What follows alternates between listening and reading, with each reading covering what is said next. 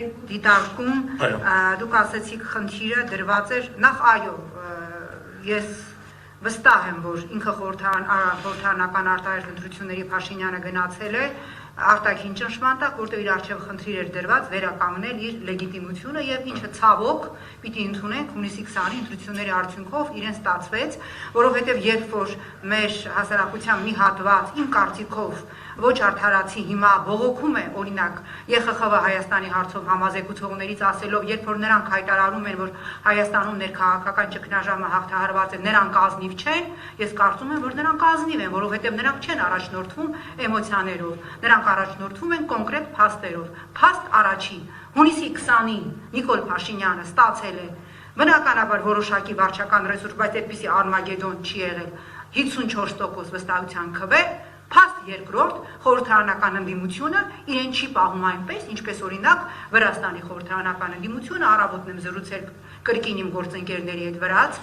անցած տարի հիշում եք հոկտեմբերին տեղի ունեցավ խորհրդարանական ընտրություններ, առ այս պահը Վրաստանի ընդդիմության մեծ մասը հիմնական զանգվածը բոյկոտում է եւ չի մտնում խորհրդարան, հենց հիմա, հենց այս պահին Սահակաշվիլու գրասենյակում քննարկվում է խորհրդարանական մանդատները դնելու հարցը Սա այսպես, իսկ ԵԽԽՎ զեկուցողների համար կա երկու փաստ, ընդդիմությունը խորհրդարանում է, հունիսի 20-ի ընտրությունները կայացել են, նշանակում է Հայաստանում ներքաղաքական ճգնաժամը կարելի է համարել ավարտված։ Մյուս, դուք ասում եք ավելի լեգիտիմ խորհրդարան, Եվ ես որպես 14 տարվա փորձառություն ունեցող պատգամավոր, եթե մեր գործընկերները հարգարժան նոր են հասկացել, որ խորհրդարանով, եթե դու չունես մեծամասնություն, հնարավոր չէ հեռացնել Նիկոլ Փաշինյանին, ապա մենք քանիցս ասել ենք, ունենալով մեր սխալները, ունենալով մեր խնդիրները, մեր բաց թողումները որպես խորհրդարանական ընդդիմություն, ինչը ես առաջինն եմ ընդունել, որ խորհրդարանով Նիկոլ Փաշինյանին հեռացնել հնարավոր չէ, ավելի խորհրդարանով ամրապնդվելու է Նիկոլ Փաշինյանի իշխանությունը։ Ի վերջո, ինչքան էլ ցավալի հնչի, այս խորհրդարանը եռաբլուրի ծնունդ է։ Եռաբլուրի ծնունդ է եւ այս խորհրդարանը մեկ գործառույթ ընդդիմություն պիտի իրականացնել խորհրդարանական ընդդիմությունը հերացնել Նիկոլ Փաշինյանին ոչ թե նրա հետ քննարկել գույքահարկ ոչ թե նրան հրավիրել եւ նրա հետ քննարկել բյուջեում գրահրատարակչության ոլորտի խնդիրները ես կարծում եմ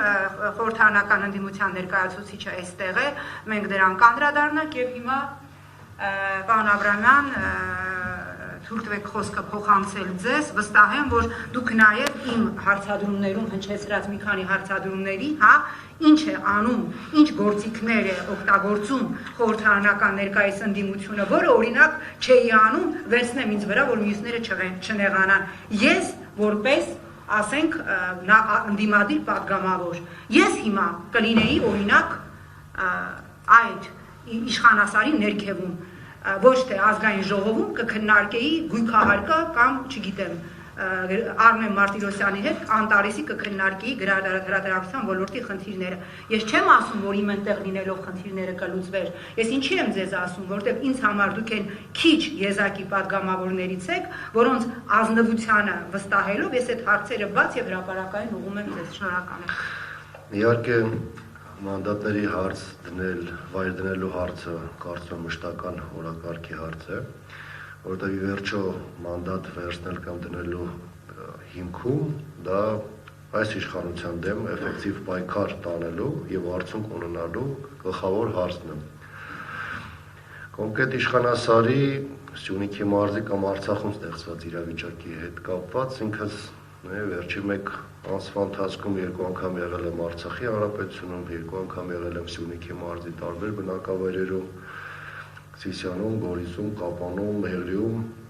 եւ այս տեսանկյունից իրականում խորհրդարանը ներկայացնող պատգամավորները եւ հատկապես ընդդիմադիր ուժերը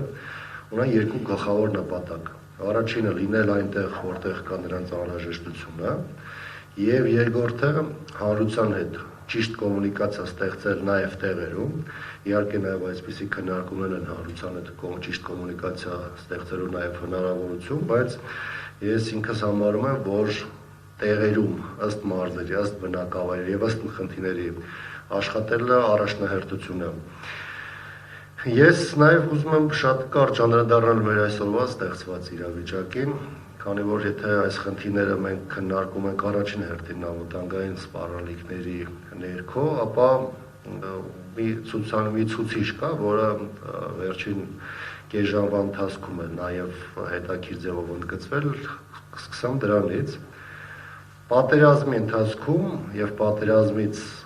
հետո Հայաստանը ուներ պաշտպանության նախարար, որը փոփոխության ենթարկվեց Դավիթ Տոնոյանը Վաղարշակ Հարությունյանով, հետագայում Արշակ Կարապետյանով, այսօր արդեն րոպեներ առաջ հայտնի դարձավ, որ մեկ տարվա ընթացքում մենք ունենք արդեն 4 պաշտպանության նախարար։ Գիտեք, առաջնահերթից միգուցե մի փոքր պրիմիտիվ թվա, բայց խոսել անվտանգության համակարգի մասին, խոսել պաշտպանության ոլորտում իրականացող քաղաքականության մասին այն պայմաններում, երբ որ մեկ տարվա ընթացքում 4 տարբեր պաշտպանության նախարարներ են հիշատակվել, կարծում եմ արդեն այս տեսանկյունից ինքնին իրավիճակը բավականին ալրջանում է։ Դեռ չեմ խոսում գլխավոր շտաբի պետի փոփոխության մասին, չեմ խոսում գլխավոր շտաբի պետի տեղակալների փոփոխության մասին, չեմ խոսում բանակային կորպուսներում տեղ ունեցած փոփոխությունների մասին։ Ի վերջո նաև մենք պատերազմից հետո պաշտպանության բանակի հրամանատարական կազմում փոփոխություն ունեցանք, նաև փոփոխության ենթարկվեց պաշտպանության բանակի հրամանատարը եւ մենք մտել ենք, այսպես ասեմ, կադրային շրջափտույթի մեջ, որից նույնիսկ դուրս գալու հեռանկարները այս պահին տեսանելի չեն։ Այս պայմաններում խոսել երկրում տեղի ունեցող պաշտպանական համակարգի լուրջ գործընթացների մասին, կարծում եմ որևէ ձևով արդեն իսկ իմաստ չունի։ Իհարկե ես կարճ սրան զուգահեռ կանդրադառնամ նախատեսվող փոփոխություններին, որոնք իրականում ունեն անուն, ունեն վերնագիր, բայց չունեն բովանդակություն։ Հայաստանը 8 ամիս է խոսում է օրինակ զինված ուժերի արձիականացման մասին, նոր կոնցեպտի մասին, բայց իրականում դա ինքնին գոյություն չունի։ Հետպատերազմյան իրավիճակի առաջին քայլերից մեկը անկախ քաղաքական դիվանագիտական մակարդակում տեղ ունեցող գործընթացներից պետք է դառնար Հայաստանի անվտանգության համակարգի վերականգնումը, վերաձևավորումը եւ մոդեռնիզացիան, սակայն այս 3 իրար հետ փոխկապակցված գործընթացներում որևէ էական փոփոխություն տեղի չի ունեցել։ Եվ այս պահին, եթե պրոյեկտենք այս իմ ներկայացվածը վերջին մի քանի օրերի ընթացքում սահմանի տարբեր հատվածներում տեղ ունեցող իրադարձություններին, իսկ ինչ ունենք մենք։ Արցախում ունենք մեկ ամսվա ընթացքում 2 խոցված քաղաքացիական անձ, Հայաստանի սահմանի տարբեր հատվածներում ունենք 2 հատվածում տեղակայված ադրբեջանական անցակետեր,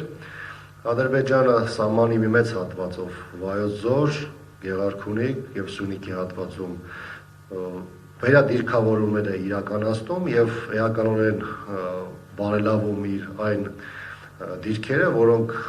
առանց այդ էլ բավականին լավ պայմաններ էին ապահովել դեռևս հետպատերազմական իրավիճակում